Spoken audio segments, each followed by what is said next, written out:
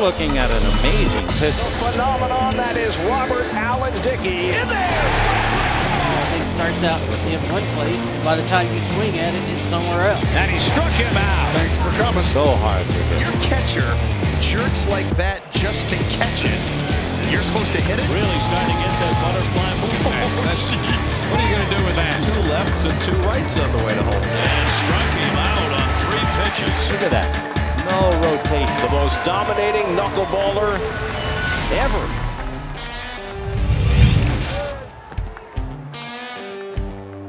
Normal conventional fare from pitchers or pitches thrown to impart spin on a baseball to manipulate the break in, out, or to stay straight. Well, a knuckleball is antithetical to that in that you're trying to subtract spin. So I grip the baseball right on the horseshoe of the baseball, right with my fingernails right into the leather.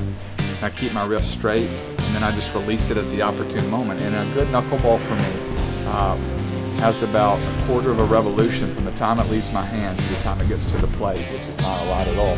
What that does is it creates a lot of play with the seams, trying to fight to get to the other side, so it wobbles around, and that's why it moves and it can be really effective. Well, RA Dickey has met and battled adversity his whole life, going back to being drafted as a #1 draft pick, and then he found out he didn't have an ulnar collateral ligament, and his big bonus evaporated, and he had all kinds of problems. Bring the average person in through the perspective of when you are struggling and you're kind of coming through the minors. How difficult is it for you to kind of see the forest through the trees?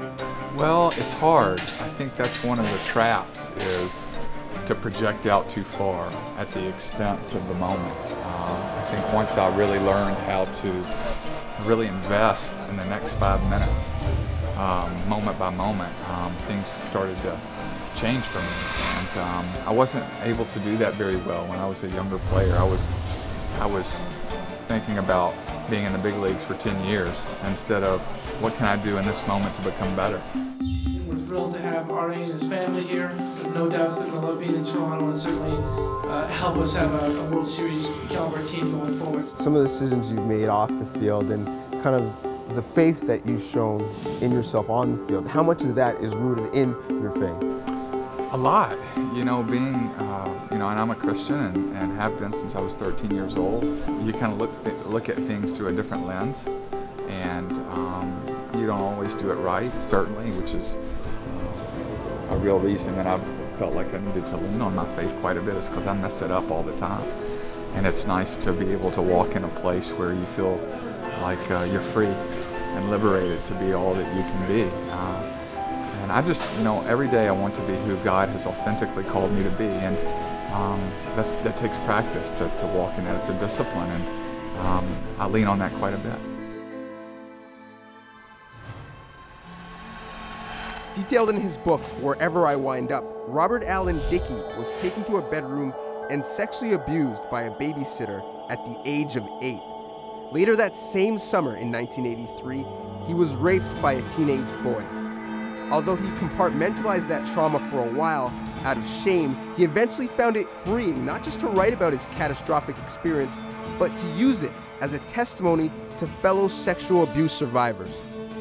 Your story has become such a champion for sexual abuse awareness. How often now that you're in the spotlight do you find people seeking you out and reaching out to you for some insight? Anytime you see someone who looks like they have gotten through something very tough that you're having a tough time with, you probably want that wisdom. And it's no wisdom of my own necessarily, but I certainly can point people in the right direction, and have been glad to do so on numerous occasions. And I certainly feel like because I've gotten healthy through the process, I hope for that for other people who have similar stories to my own.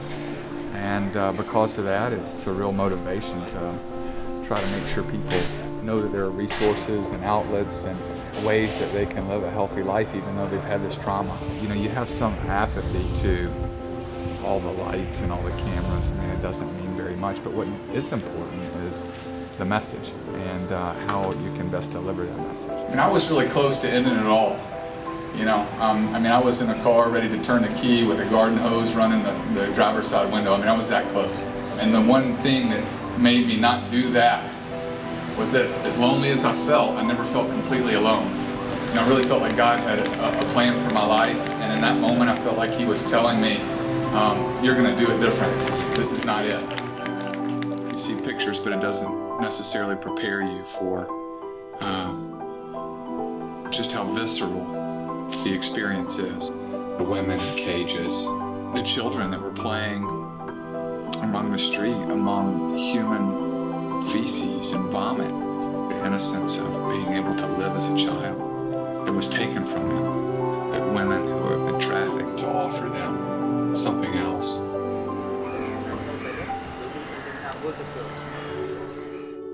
I want to focus on your philanthropic work.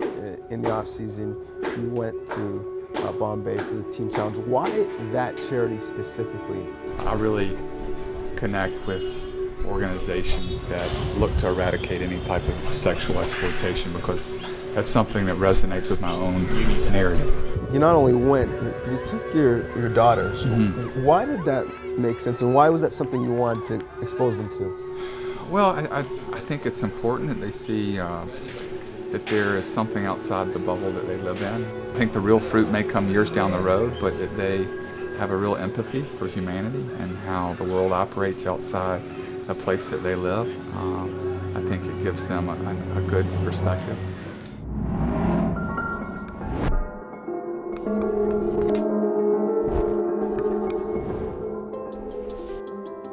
You're an English Lit major, Kuros, the karate movement or situation. Do you feel like everything that you've been through kind of has you at this place at this time when you're ready for it? Yeah, you know, I'm a big believer in the karatic moment, but it's also the journey that can be very, very exhilarating. And I think getting to know the players, doing a relationship with the guys, going through the hardships of a 162-game season and being able to overcome all these different adversities as a team and in hopes of getting to a World Series. I mean, that means a lot too. So the journey, I know it sounds cliche, but the journey is worth a lot. Sounds like you almost embrace the grind and embrace the struggle to get to that place. Yeah, because it's not easy. I mean, not much worth having in life is easy. You don't always get opportunities where you're pulled together with this talented of a group. We are hopefully going to take advantage of that, not only for this year, but for years to come. And it's a neat place to be. And to be able to recognize that you're in that moment is pretty neat.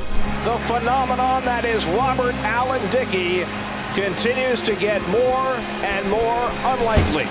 And once I discovered that what I do for a living is not who I am, it's certainly something I want to be good at, the best. I feel like I'm called to be the best I possibly can at it. But at the end of the day, it doesn't necessarily define me as a human being. And when I learned that, I was able to really grow. Someone watching could learn one thing from your story. What would you want it to be? That's a tough question. One thing. Never abandon hope, I think. I think at the core of everything that I did was the nucleus of, or the kernel of a hope. I never felt completely hopeless, which enabled me to keep going. I think that there's a lot to be said for that. I think it may be the quintessential human emotion is hope.